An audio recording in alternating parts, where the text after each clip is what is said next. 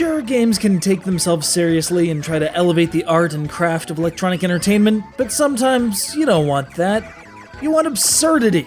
You want a bunny girl riding a missile, shooting carrots, and slaloming through a giant crane gate. Konami knows that feel, so they stuck all their eggs in one blender, set it to side-scrolling shmup, and thus Parodius, the parody of Gradius, was born. And we here in the States never got to play it. Skipped right over us and headed to Europe, but I'm not bitter. Fortunately, friend of the show Osamu and Hitachi Naka sent us a copy of the first Super Famicom offering in this moderately deranged series, GOKUJOU Parodius. If you have any aversion to strangeness, absurdity, or the binomial theorem, look away now.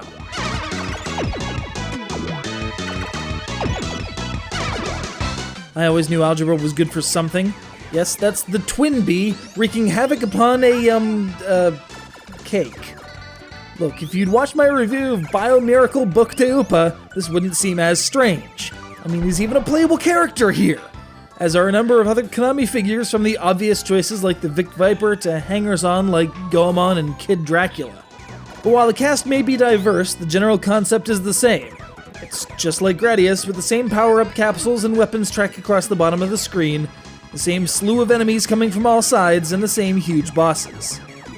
It's just, weirder. I don't know how else to describe a ballet-performing panda wearing a tutu whose only weak spot is the duck on his head. I don't even think that sentence has been constructed before in the history of the English language.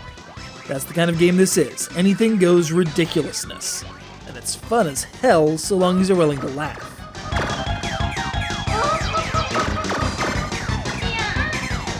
Yes, some of the tricks may seem a bit cheap.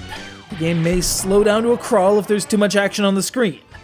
The soundtrack might consist entirely of stuff they could grab from the public domain. Seriously, who goes into a shmup expecting to hear the Stars and Stripes forever? But that doesn't matter. You'll be enjoying yourself too much, just waiting to see how the game outdoes itself next.